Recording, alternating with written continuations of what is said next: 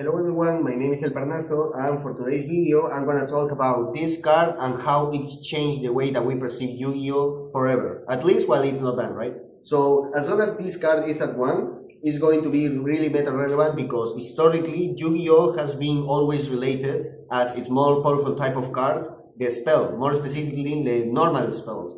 You can tell by, for example, the Power 5 back in 2002, God of Greed, Raigeki, blah blah blah.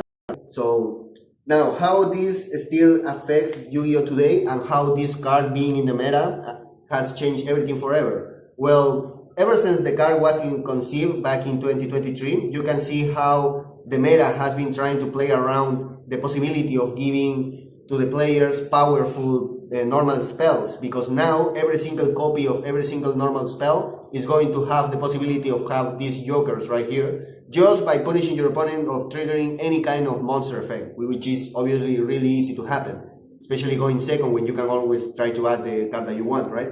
So how Konami is trying to play around that is giving the players the possibility to exploit the other type of spell cards that Yu-Gi-Oh has, even way before the Trash has been printed, because ever since Yu-Gi-Oh has been existing here in the TCG back in 2002, there exists ritual spells, there exists quick spells, there exists continuous spells.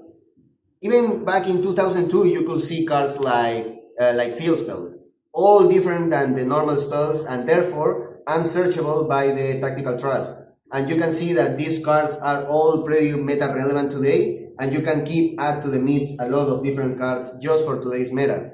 You can go even back to the same year this card was printed in 2023, and you can see how a lot of the powerful spells back in that meta, besides obviously like Prosperity, right?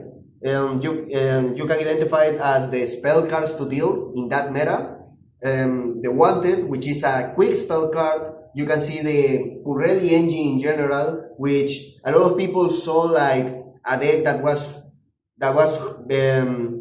very strong because of how resourceful it was due to their field spells, but they didn't realize that the whole reason why these quick spells or these field spells or these continuous spells were so strong, it was to compensate the fact that they weren't going to be normal spells to try to have availability extra with Distrust, and therefore they need to exploit the other factors that differentiate them from being a normal spell card to try to justify the reason to play them. Because with this card, you have 4, 5, 6 copies, right? And with these ones, as a maximum, you will always just have 3, because you can search them with a generic non-engine card, right? And that is why, for example, Prayers has a so powerful effect, 2 different powerful effects, because it needs to exploit the fact that you can activate it in your opponent's turn to make the Raigeki or blah blah blah. You exploit the possibility of this card not being once per turn and using materials from the deck for powerful effects ritual summons, because it needs to compensate the fact that it is a magic ritual.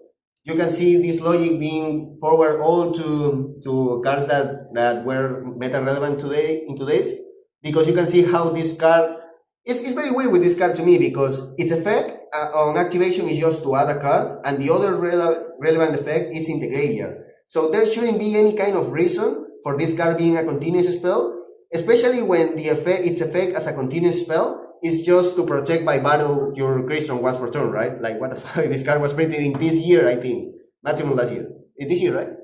Yes. Yeah, whatever. Yeah. The point, the point is that this card have no business being a continuous spell, except for the environment that it's being created.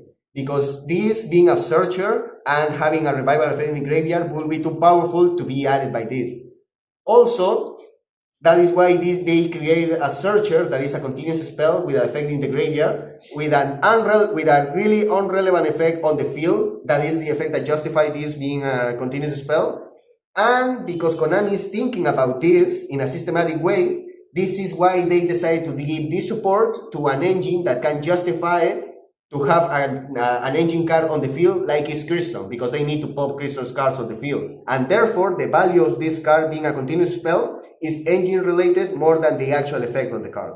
Which you can see is all because how Konami has been trying to evolve from being a meta normal spell around, which historically has been the case, as I told you at the beginning of the video with the with the power 5 just at the very first Yu-Gi-Oh meta in the TCG ever.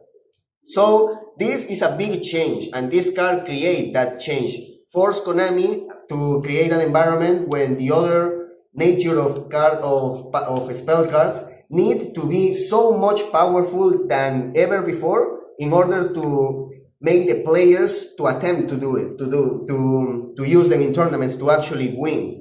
And that is why you can see ever since this card, these other type of spells being more powerful than ever. There's always a reasoning, and probably if we get to a point where Konami can't sustain this environment anymore and it needs to go back to power normal spells, it's gonna do it by regulating it in such a way that most of us maybe don't realize it at first.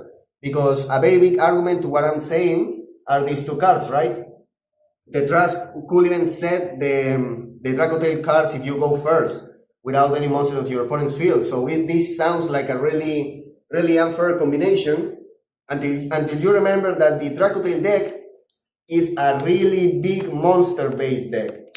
And therefore, they need to have monsters. And therefore, they can take the privilege of having extra spell cards like Trust when they need the actual monsters to resolve the cards that you will be searching with Trust regardless.